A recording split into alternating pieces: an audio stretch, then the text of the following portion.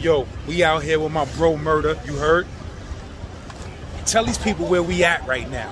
For those who know, New York is a new place with a lot of new people in it, and they stand on these places, they walk through these places, and they don't know the history of these places. You heard? So let's just give people a brief history of where we at. They got the thing on the building. That's it right there. The one with the when you got the they be chasing. That whole building. It's the whole building. It's the whole building. I'm trying to show you this thing is so beautiful. It's the whole building. Listen, you used to climb up and go up to climb up because they used to have to sign you in. And if you couldn't get signed in, I'm saying you used to have to climb up this way, going in the back. You used to climb up through the back, go through the garage, then come down some other little alley, come in through the back door on one of the floors.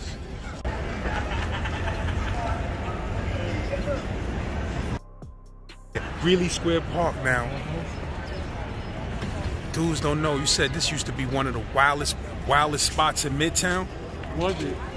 For the Martinique Hotel, man. The Martinique Welfare Hotel. 32nd man and Broadway, right here. Man, it used to be the wildest thing out here. What was going on in this park back in them days? We're talking about, it was hustling. All of the guys, from the Bronx and Brooklyn used to come out here, and they used to be digging. Right here, they get off right here at 34th Street. From right here used to be Gimbals, and then it became A&S Plaza. But she's going right here, so this is where everybody got off the train at. All of the low lives. All of the low lives, they know about this park right here. What you mean? You mean low lives, the Polo Gang, or just No, the Polo Gang, the low lives. This is one of their stomping grounds. When they come to Midtown, this is where they all meet up at, because they all going up at Macy's most of the time. Or they used to go over here on the Gap. The Gap used to be on the corner of 34th Street right there. And they used to be digging out here. A lot of them used to dig pockets too. Everybody used to come through here digging. Be kicking it with the guys that used to live in a hotel. They used to come out here that was hustling out here. But that's, it was a lot of crack being sold in this park back in the late 80s. So a lot of crack. For those who don't know, in New York, it was a point in time where a lot of these hotels out here in Midtown was straight welfare hotels, and they was filled with, people that the government was paying their rent, and it was hundreds and hundreds of apartments, and these welfare hotels turned into crack war zones. You heard? And havens for crack dealers who wanted to come out here and make money. What type of money was they making out those hotels in them days? Man, listen, this here, man, this was, I could tell you, between what was in the hotel and what was being sold in this park, with all the different individuals that were selling in this park that I personally knew, and knowing what they was hustling, man, listen, I can tell you this block right here probably generated 25 to 50 grand probably a day. I'm talking about this out, because it was, listen, this is when crack was in its prime. This is the years 87, 88, 89. So what type of hours? 90s. Like, so during the day, how is this all park? Day. They used to be sitting in here, hustling. We be sitting in here. They be hustling. They sit. Before it used to be benches. It wasn't these bricks. It was benches. Everybody be sitting on the benches and just be here. As everybody, customers come through, and there was other, people just come through all day, because people was living in a hotel, because it was basically a crack hotel, the welfare hotel, because it was mostly people that was coming, was shelter overload basically. During that time, New York had a lot of people that was homeless and displaced, and they would put them in instead of shelters, they would put them in these welfare hotels. That was a crazy era in New York, during the time the welfare hotels. And out here we had the Martinique Hotel that was right here on 32nd and Broadway, and then we had the Prince George Hotel that was over there on 28th and 5th, and then we also had the Lee Marquise, I think, that was over there on 27th and 5th, right? Or probably could have been right across the, like, of course, it's over here somewhere. I think, matter of fact, on 28th and 5th, the Lee Marquis. It wasn't really that famous at that time, but it was a welfare hotel though. And over there on 42nd Street, that was the Highlands. And then on 54th, you had the Bryant. But so all of these were straight welfare hotels? And then on 103rd and Broadway, you had 103rd in Amsterdam, you had the Amsterdam. These was all welfare hotels, but the most popular ones during that era, where it was big hustling going on, really was the Prince George at 28th, the Martinique right here on 32nd, and the Highland on 42nd, on the Deuce. So how did you first find out that dudes was out here making money in these welfare hotels? Like, nah, I had came out here, you know, basically to visit my partner cousin, and while I was here, I just seen what was going on. I was surprised I was here because I used to see the people out here because I used to run through here, like when I used to be digging and stuff, or you just come through just going on the robbing spree, like 500 dudes from Brooklyn, you just get off the train and just run through Midtown wilding. You know how it was back in the 80s, you know what I'm saying? We used to be just, you know, doing what we do. So how old was you when you first noticed the welfare hotels? Like 16. 16. Yep. So then what happened? You decided to come out here by yourself? And nah, I just, you know, I was out here and I seen what was going on, you know, and I seen the money that was out here. And since I was a hustler and I was a robber, and that's what they was doing, they was robbing and hustling, you know, and I was on the run, so I was like, yo, I'm gonna chill right here and get to the bag. And that was it. And I was out here and I became a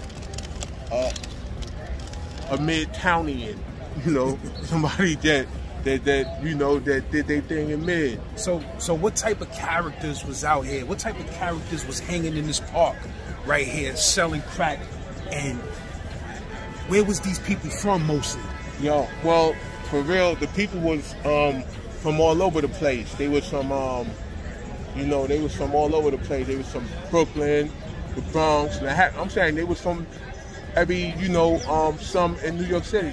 Where it was people from all over, and that was the thing. A lot of people met a lot of different people and made, you know, camaraderie, you know, ships and all of that. You know, they made friendships with people from other boroughs. Like a lot of Brooklyn dudes that never really hung out in the Bronx met people that was from the Bronx here and got cool with them and start going up their way in the Bronx. And that's why a lot of us Brooklyn dudes start hanging up in the Bronx. Like a lot of us was from Brooklyn, but we was digging and like robbing and stealing with a lot of the, you know, different lowlifes from the Bronx. And dudes didn't know, you know, they had lowlife chapter also up in the Bronx. I didn't even know they had. Yeah, they had Bronx lowlives. Everybody, you know, any lowlife listening to this know they had lowlifes in the Bronx. You know, but you know, so we used to go with them dudes and we used to be digging out here, and we used to go up town up there, 166, 167 in College and Finley and all of that, and Clay and all of that. So we used to be up there in the Bronx with them, and we got familiar with the Bronx, and that's how a lot of us even start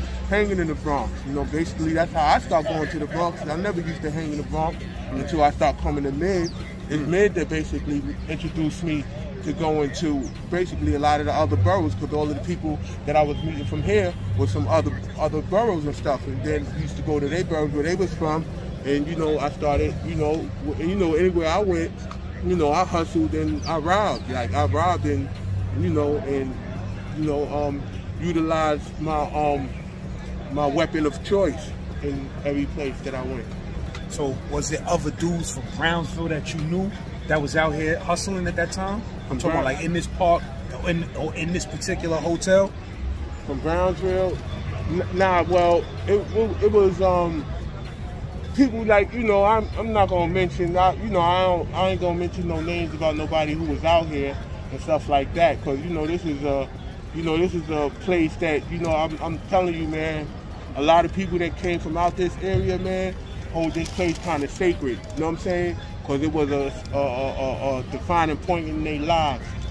Trust me, this place here, man, is a defining place in life. Because you know how the crack era defines a lot of you know, people's lives. Like it define what's going on in the world right now. You know, the crack era. So was niggas selling crack more expensive in this park? Like no, cracks was they was nicks out here. Well, you know what? They was nicks out here and traded the same thing that we saw all around New York. But I'm gonna tell you one thing about it though. That stuff moved so fast. How was the flow? Like how was that flow? It was incredible. Where they was coming through, like this gate right here? This thing wasn't here. None of this was here. None of this wooden stuff was here. Only thing was here was that what you see here, none of this stuff was here that you see. Only thing that was here when we was here was that statue. That's it. And one thing you see here was here. Not one thing. Not one thing.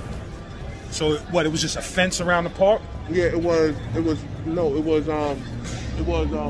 gate going around, but it was benches. So was it like a regular hood city park with regular green benches type status? Just regular green benches going around, but nothing. You just walk through.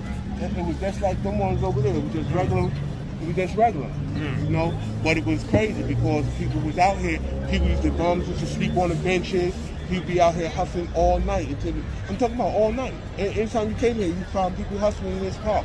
I'm talking about you come in 4 in the morning, 3 in the morning, anytime. You used to be up with the birds out here hustling, man. This was the park, Greeley Square. Martin.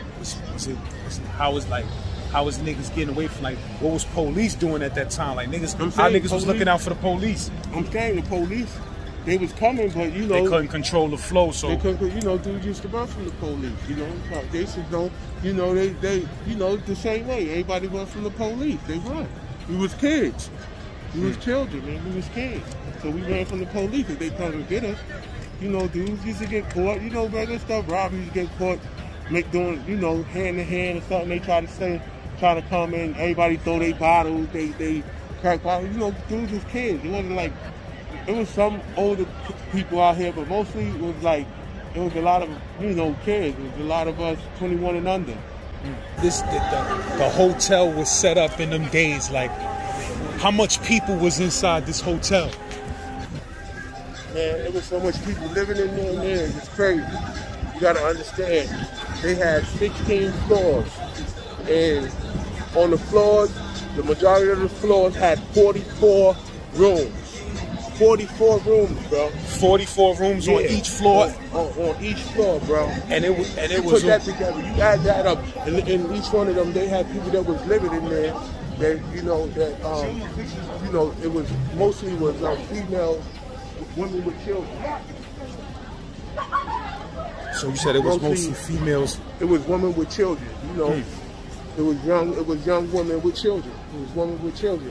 You had a lot of males in there, like males that was there also, you know, people with children, but, you know, mostly it was women with children. Then you had, you know, they was having company, you know, people were staying there with them. Women had their boyfriends, you know, man, listen. So, what was the floor game like in the hallways? Like, dudes used to be in the hallways hustling on them on the floor? In the room, like, you could go to each, like, you had rooms that, some of the rooms was crack spots. Some of the rooms they sold weed out of. Some of them was after hour, like what you call it, like bootleg spots. You go buy wine and you sell like, you know, wild Irish rolls. They sell like wild Irish rolls or you know, Thunderbird and stuff like that, like cheap wine and stuff. No bootleg rooms or whatever. So you say each floor had different shit, like like different shit on different floors. Yeah, different floors. Some floors you might have 3 or 4 people had stores in there, like, you know, like some people sold food. Some people had stores like where they sold regular, like in a can. Like in a can. Yo, man, this is just, black people gonna try, it felt like kind of like the can, bro. Now that I look at it, how people, man, listen, man. That stuff, man, that era was something else, man. Them hotels was something else, so man. was dudes getting shot in these hotels? Like, yeah, man, I don't even want to talk about all that right there. But dudes done got killed, bro. Dudes done got killed, man. This stuff was making the papers out here. People done got killed in these hotels, man. Women done drowned their babies in these hotels, in the tub and stuff like that. All people gotta do is research, man, and look up the articles from these welfare hotels back in the 80s and see all the stuff that was going on in these joints, man. I got that New York Times account. So all you gotta do is research it. So let me ask, man, like, Was it times where dudes was just coming to these hotels and trying to take hotels over from other dudes that was running hotels? Yeah, well, like, you know, dudes was trying to take over the park. Dudes came trying to take over the park. Dudes was trying to, like dudes from Prince George before came around and try to like take over the park before. So it was other crack hotel crews trying to take over different crack hotels. Yeah, that was crazy. And them crews was mixed boroughs. Yeah, it was dudes mixed up. Yes, sir. Mixed up, or dudes who was just, you know, dudes was just going over there, putting their press down. They coming over here trying to put their press down. You know what I'm saying? Then going to these hotels like, yo, they trying to put their press down. You know what I'm saying? You had dudes who were putting the press down. Like, you know, certain dudes from Brooklyn to come down and put their press down and try to find some of those dudes out there hustling, try to give them work. You know what I'm saying? Like, yo, you gonna sell my work for me? And then certain dudes from the Bronx or uptown was coming down, giving dudes work. They find somebody that already live in a hotel, and they be like, yo, and they try to get them to hustle for them, because everybody knows there's a lot of money generated down here. And it was like, it was a lot of, because there was a lot. When I said the 25 to 50, that's probably, the numbers is probably, you know, really kind of small, right? You know what I'm saying? What percentage of people you think was getting high?